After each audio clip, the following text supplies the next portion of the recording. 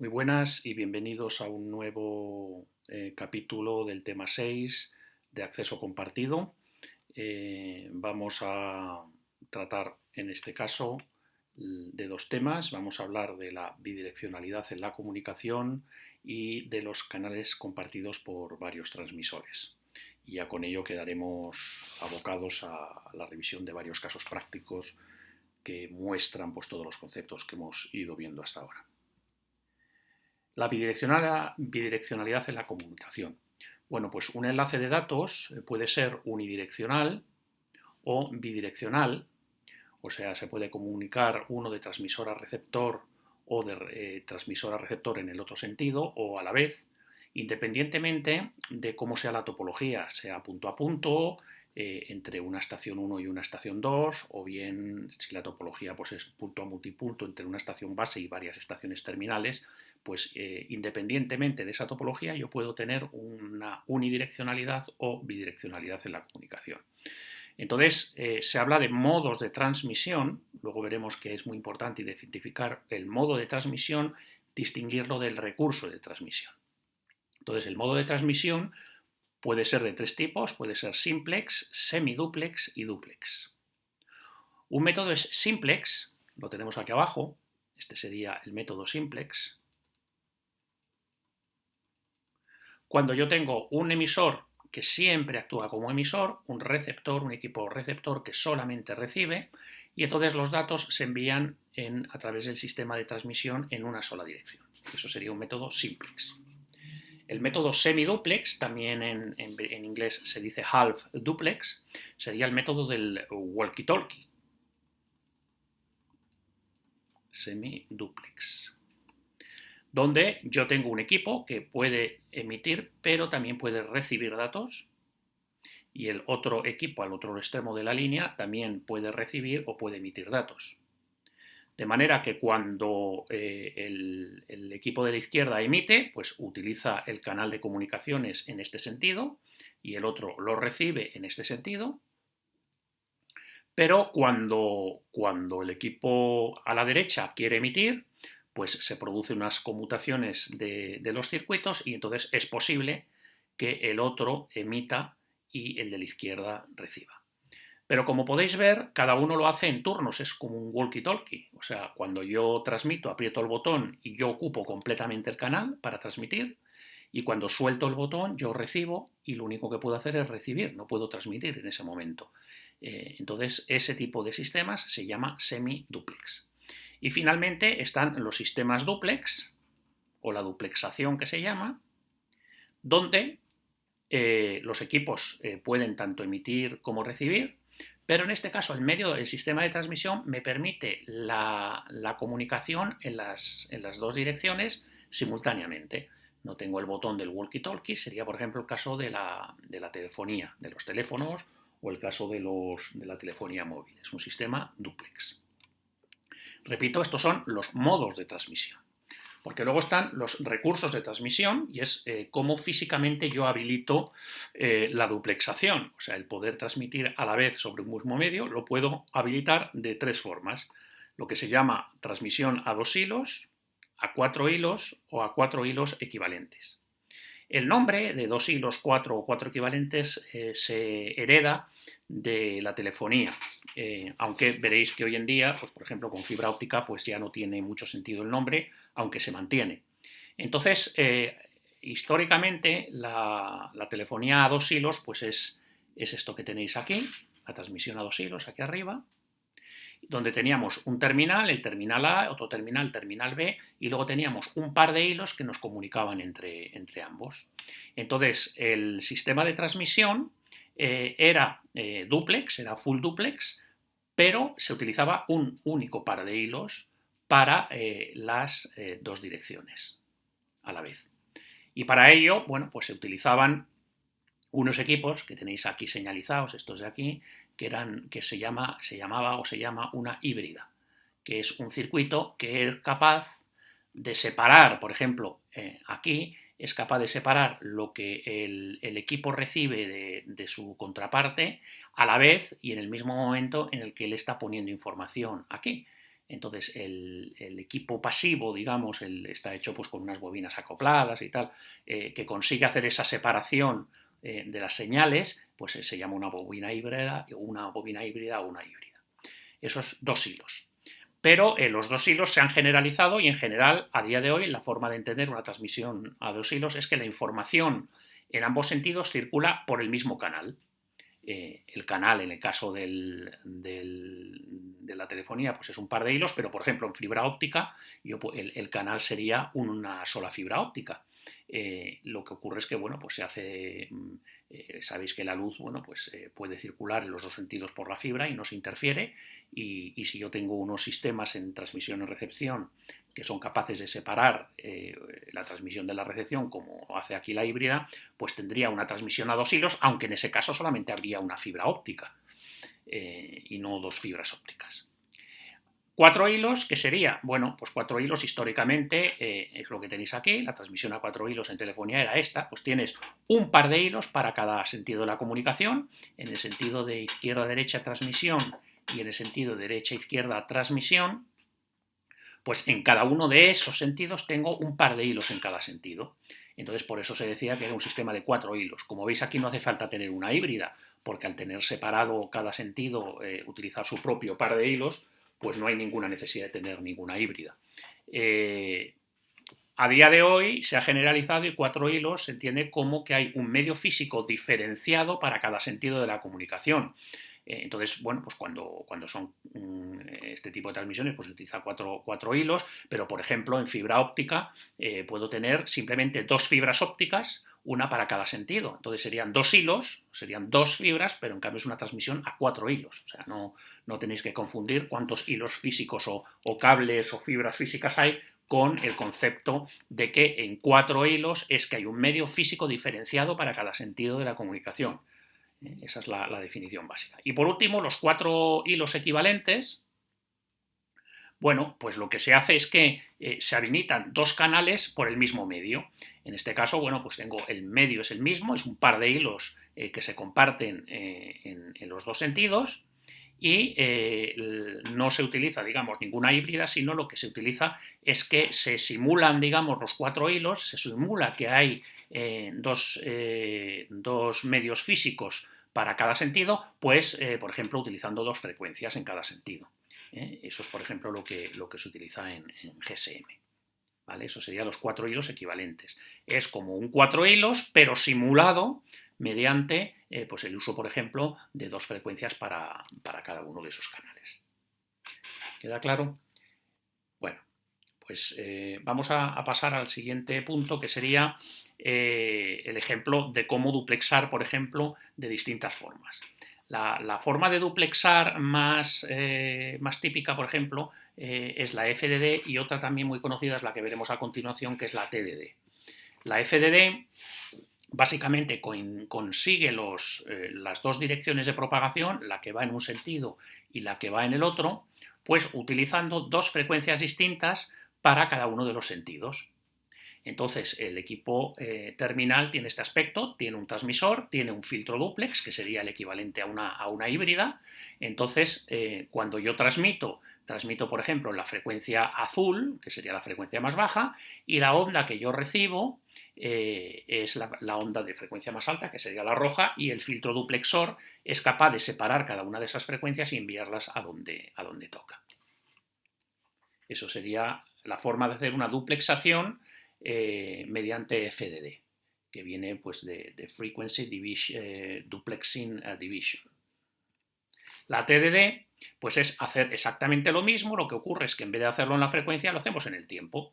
Entonces se dividen distintas slots temporales y se reservan para cada una de las direcciones.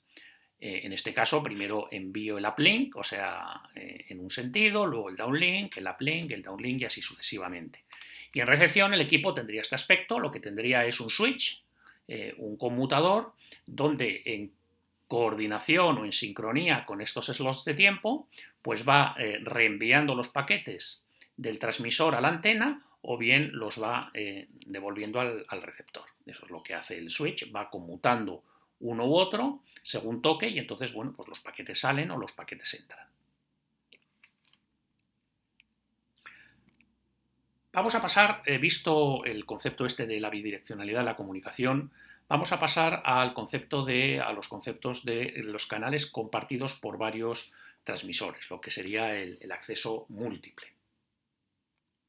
En primer lugar, recordaros, hemos visto en apartados anteriores el concepto de multiplexación, y es muy importante que entendáis que no es lo mismo multiplexación que acceso múltiple. Se tiende mucho a confundir estos dos conceptos. Multiplexación, que es lo que hemos visto antes, hace referencia al proceso mediante el cual diferentes mensajes de información, como pueden ser pues, conversaciones de teléfono, transmisiones simultáneas de audio, vídeo y datos, o diferentes canales de audio, pues generados típicamente en una misma ubicación física, se combinan en una única señal con el fin de compartir un recurso de comunicaciones. Imaginemos pues, que tenemos pues, aquí un micrófono, aquí otro micrófono, que genera una señal estéreo, y lo que quiero transmitir es esta señal, la quiero transmitir a través de un canal a un receptor, donde, pues, por ejemplo, lo que hago es sacar la salida en dos altavoces, derecho e izquierdo. ¿Vale? Aquí tengo L y R. Bueno, pues una opción sería utilizar un hilo para cada transmisor, para cada L y para cada R, pero lo que se hace típicamente, o lo que se puede hacer, es esta señal se puede combinar en una única señal y meterla por el canal. Y aquí a la salida, pues hacer lo mismo, meter aquí un bloque intermedio que reciba una única señal y luego la saque en ambos sentidos. Esto sería multiplexación.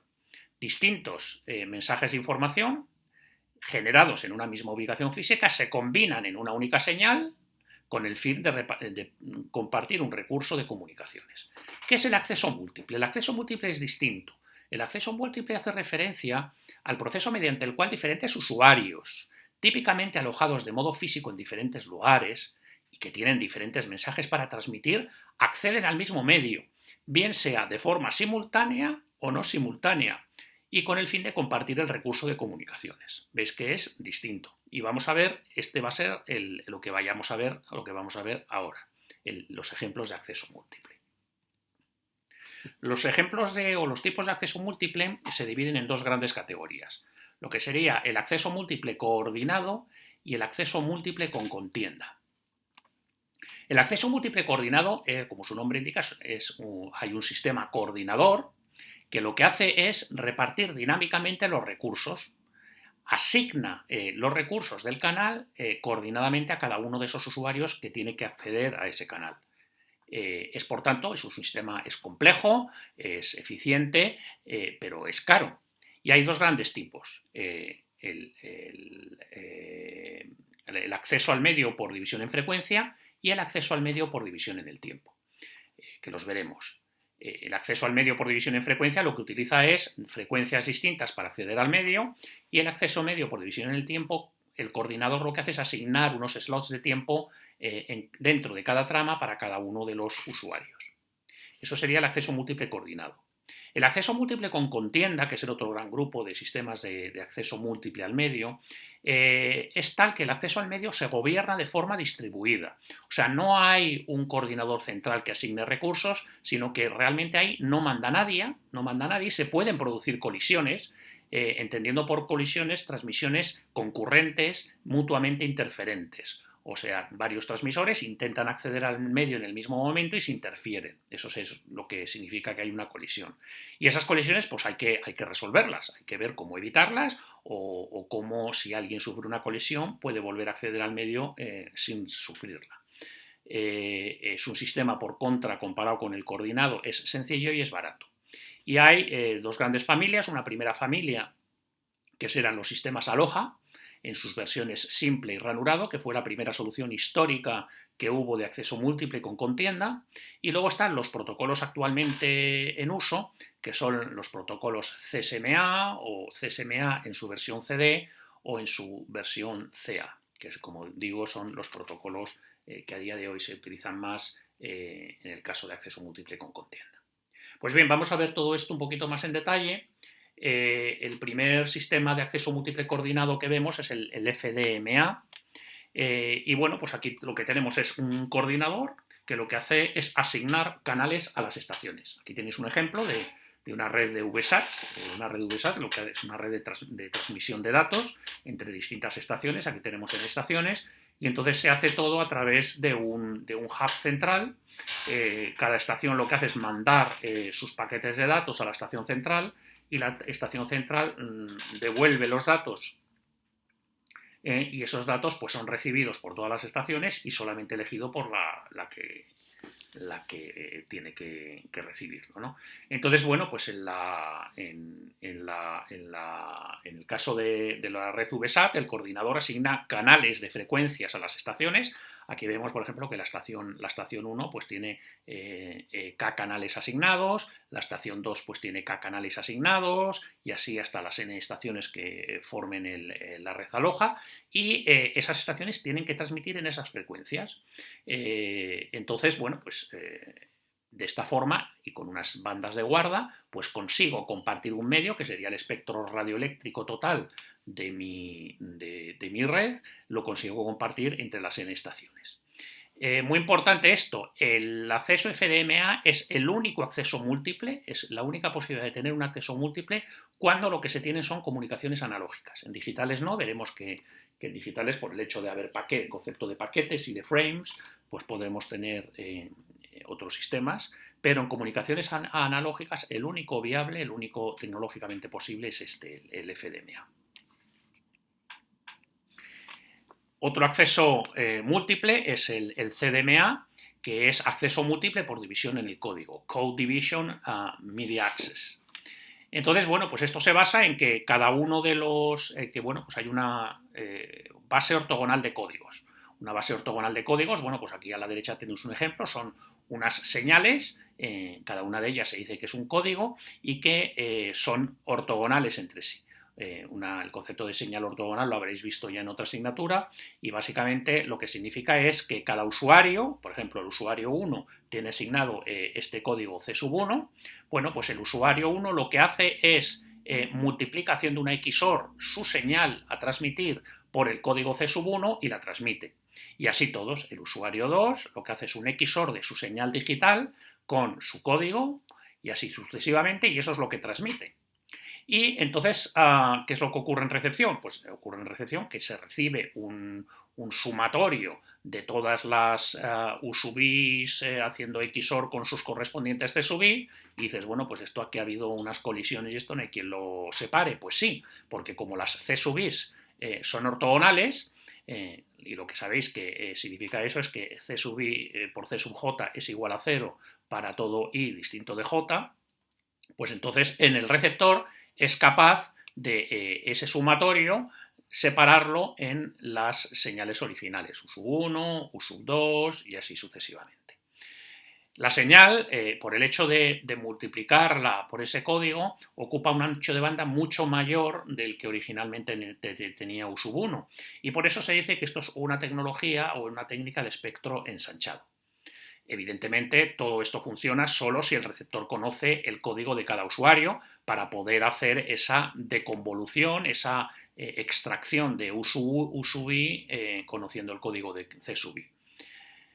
Hay un límite, y es el límite de los usuarios concurrentes libre de colisión, es el número de códigos que se puede asignar, la estación base. O sea, si la estación base pues, puede designar 100 códigos, pues como mucho puedo tener 100 usuarios transmitiendo concurrentemente. Un ejemplo de esto es la telefonía, por ejemplo, en móvil 3G utiliza este acceso múltiple por división en el código. Otro sistema de compartición del medio es el TDMA, Time Division Media Access, y aquí lo que se hace es que el tiempo, bueno, pues se divide en ranuras o intervalos de tiempo que denominaremos slots. Aquí vemos, por ejemplo, una trama, vemos el tiempo, aquí vemos que hay una única frecuencia de transmisión. Entonces, yo lo que hago es que divido mi tiempo en trocitos, y esos son lo que llamo slots temporales o ranuras, ¿no? Entonces, cada usuario lo que hace es que transmite su información de forma secuencial durante ciertas ranuras de tiempo, utilizando todas las frecuencias disponibles, y deja el canal libre en el resto del tiempo. Entonces, aquí tenemos, por ejemplo, el usuario que tiene asignado el slot 1, transmite durante el slot 1 y no vuelve a transmitir hasta que le vuelve a tocar, que sería aquí. Y además lo que hago es que agrupo la dirección de la transmisión también en grupos. Entonces, cuando yo transmito en un sentido, lo llamo por ejemplo uplink channel, el usuario transmite sus datos en la uplink channel aquí y recibe sus datos, el downlink channel lo recibe aquí. Luego, a continuación, esa conjunción de las dos partes, del uplink channel y del downlink channel, es lo que llamo frame o trama. A continuación tendré otra trama y tendrá la misma forma. El usuario 1 volverá a tener el slot temporal primero para el uplink y después de que transmitan los n usuarios, el usuario volverá a tener su slot temporal para escuchar del downlink lo que le tengan que enviar. Y esa forma de dividirlo en frames es lo que se llama el TDMA. Si hacemos un zoom de lo que es el slot de cada uno de los canales, bueno, pues tengo lo que sería los datos y el header, el header, que normalmente pues trae información típicamente de sincronía, y los datos en sí, el payload que se llama, y luego un intervalo de guarda, que cumple, como sabéis, una función bueno, pues si hay problemas de sincronía y hay solapamientos, bueno, pues este intervalo de guarda actúa como un poco, pues eso, guarda, como dice su nombre, para evitar pues que se solapen los datos o el header.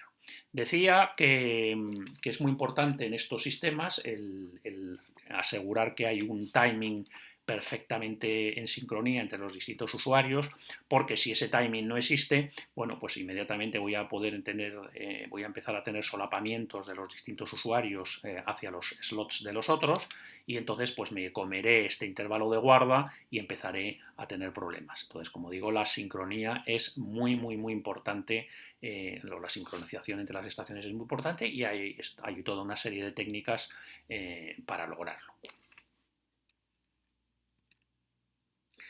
Vamos a pasar ahora a lo que sería el acceso múltiple, pero con contienda.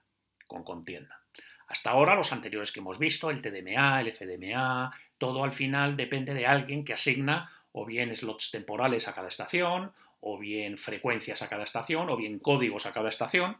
En el acceso múltiple con contienda no ocurre eso, sino que de alguna forma esto es un poco sálvese el quien pueda, ¿no? Veréis que no tanto, que hay unas reglas, pero no hay nadie que centralmente asigne el recurso o sea un poco el árbitro de todo ¿no? Entonces, dos estaciones o distintas estaciones pueden transmitir en el mismo canal en cualquier momento. Eso también es cierto, porque, como repito, no hay ningún árbitro que les asigne momentos o frecuencias. Entonces se producen colisiones, que ya decíamos que era cuando dos transmisores se solapan total o parcialmente intentando utilizar el medio.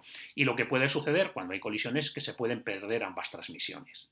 Entonces, la forma de evitar estas colisiones o de acceder al medio para evitarlas, pues hay distintos mecanismos.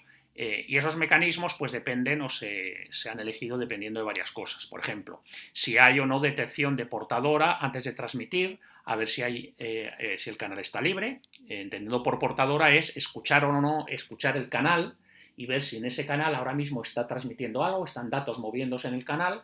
Eso es lo que se entiende por detección de portadora. Y si hay esa capacidad o no, pues condiciona la tecnología de acceso múltiple. Otra forma de definir o de diseñar mi acceso múltiple es dependiendo de cómo decida el momento de transmitir cuando el canal está libre. Si oigo que el canal está libre y transmito inmediatamente, o me espero un poquitín, o un poquitín fijo, un poquitín aleatorio, también me configura el tipo de acceso con contienda.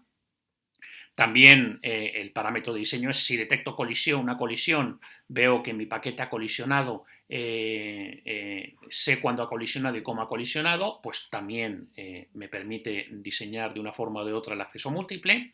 Y luego si se ha producido una colisión y tengo que retransmitir, pues la forma en la que tengo de reprogramar esa transmisión, pues también hace que mi acceso múltiple cambie. Históricamente, inicialmente, los protocolos que primero utilizaron los accesos múltiples con contienda fueron los protocolos Aloha y Aloha ranurado para redes de satélites. Se llaman Aloha porque fueron concebidos en una universidad en las islas Hawái. Y bueno, pues era una transmisión sin detección de portadora. Directamente se ponían ahí a transmitir y no detectaban previamente si el canal estaba libre o no. Y eran pues muy ineficientes. Para que os hagáis una idea, cuando tenía unas intensidades de tráfico tan bajas como el 18 o incluso hasta el 36%, pues tenía saturación, o sea, el 18 en el aloja y mejoró hasta el 36% en el aloja ranurado, pero aún es así con intensidades de tráfico de este orden, acordaros del concepto de intensidad de tráfico que hemos visto en esta misma lección, pues ya se producía una saturación del medio. Entonces se evolucionó a lo que modernamente son los sistemas utilizados de acceso múltiple con contienda, que son los sistemas CSMA. CSMA es el acrónimo en inglés de Carrier Sense Multiple Access, acceso múltiple por detección de portadora. Y básicamente lo que hace es que primero detectan si hay o no portadora en el medio, escuchan el canal y ven si hay alguna información ahí transmitiéndose, y si no la hay, pues transmiten. Y entonces hay a su vez distintos sabores de esto en función de distintos parámetros que son los que se utilizan, como digo, en la actualidad. Estos son un poco los fundamentales. El básico sería el CSMA, el acceso múltiple con detección de portadora y punto, donde solamente transmito si no hay portadora, si el canal está libre y no hago nada más. Luego estaría el CSMA CD, que sería el acceso múltiple por detección de portadora con detección de colisión. El CD viene de Collision Detection. Entonces lo que se utiliza típicamente en medios cableados, y entonces el transmisor lo que hace es escuchar si el canal está libre y empieza a transmitir, pero detecta que puede haber una colisión o que hay una conexión. Entonces, si detecta que su paquete que está transmitiendo está colisionando con otro que se ha puesto a transmitir en el mismo momento, pues para de transmitir y reprograma la transmisión. O sea, vuelve a transmitir más adelante. Entonces, con este tipo de sistema de CSMA-CD, pues logramos, fijaros, eficiencias de casi el 90% de la capacidad. O sea, prácticamente, pues imaginaros con Aloha, pues lo que aumentó la capacidad. Y bueno, es el sistema, el CSMA-CD, que se utiliza, por ejemplo, en las redes Ethernet, en el estándar 802.3. Y luego estaría el CSMA-CA, que sería el acceso múltiple por detección de portadora, pero con collision avoidance, evitando la colisión, no con detección de colisión, sino con evitamiento, no sé cómo se diría, evitando la colisión. Entonces, básicamente, pues lo mismo, el transmisor, si el canal está libre, lo que hace es que no se pone a transmitir inmediatamente, como en el CSMA-CD, sino que espera un tiempo aleatorio, que se implementa mediante una cuenta atrás aleatoria, en cada momento, en cada ocasión es distinta, antes de intentar la transmisión. Y entonces intenta la transmisión si el canal, después de esa cuenta atrás aleatoria, sigue libre. Eso sería el CSMA-CA. En todo caso, toda la transmisión unicast, la unicast significa que va de un transmisor a un único receptor, en contraste con las multicast, que serían de un transmisor a varios receptores. Pues bien, toda transmisión unicast es confirmada siempre con un paquete de control ACK. El paquete de control ACK se lo devuelve el receptor al transmisor y es el único modo de saber si hubo colisión. ¿Por qué? Bueno, pues ya lo veréis más adelante, pero bueno, pues básicamente puedo tener lo que se llama el problema de nodo oculto, que os explicaré a continuación, y entonces en ese caso lo que se utiliza es un mecanismo adicional que se llama RTS-CTS. El sistema este de CSMA-CA se utiliza en el estándar Wi-Fi, que es el número 802.11 del IEQ. En el caso del CSMA-CA, la eficacia es menor, en el Wi-Fi la eficacia es menor cuanto mayor es la tasa de transmisión.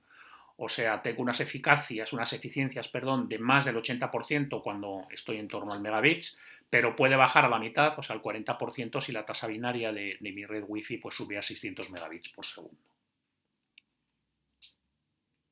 Os comentaba que en el caso del CSMA-CA, de Wi-Fi o de WiMAX, se utiliza un mecanismo adicional que es el RTS-CTS. Y vamos a ver esto en qué consiste, y de paso hablamos de lo que se llama el problema del nodo oculto, que es un tema, es un concepto muy importante. ¿Qué es el problema del nodo oculto? Pues lo veis aquí abajo.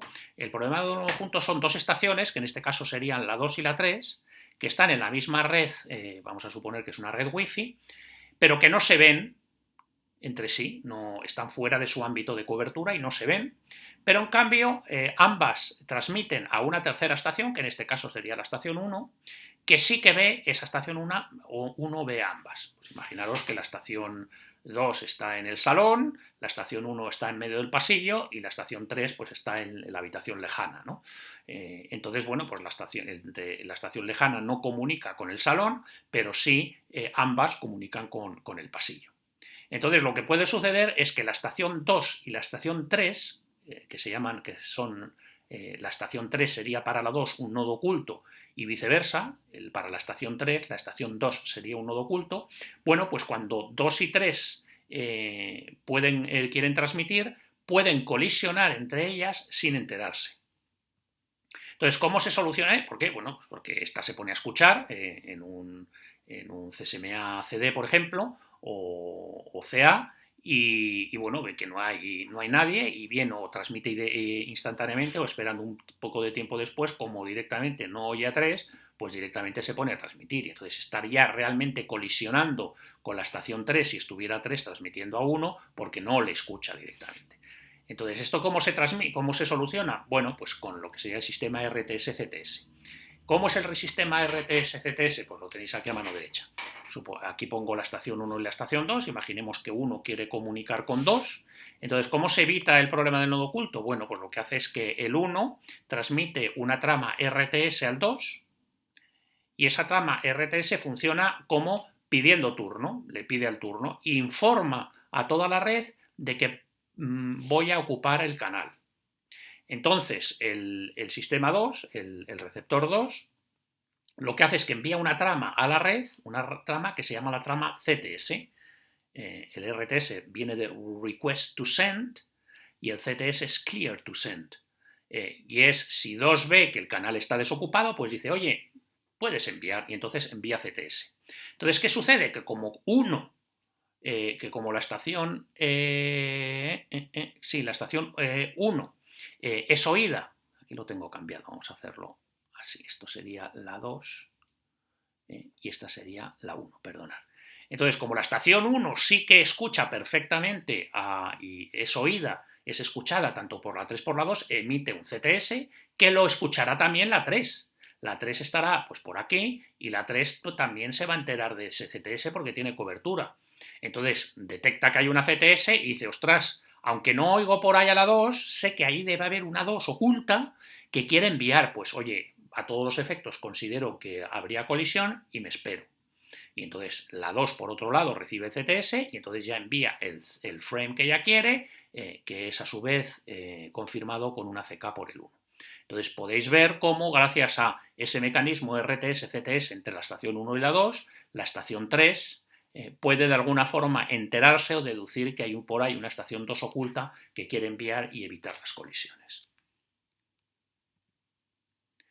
Pues muy bien, con esto damos por finalizado los dos apartados de hoy, la bidireccionalidad de la comunicación, los canales compartidos por el acceso al medio compartido, tanto coordinado como con contienda, y los próximos vídeos serán casos prácticos, donde veremos, por ejemplo, una red Ethernet, la red Wi-Fi en su modalidad convencional y con soporte de calidad de servicio, y una red CAN, que son ejemplos de redes reales que se utilizan a día de hoy y que utilizan, bueno, pues varias de los mecanismos y tecnologías pues, que hemos visto hasta ahora, y para que, bueno, pues entendáis bien y veáis bien cómo todo esto pues, son cosas que se utilizan hoy, día a día, y no tan solo pues, esquemas teóricos pues muy para dar de comer a los profesores, ¿no?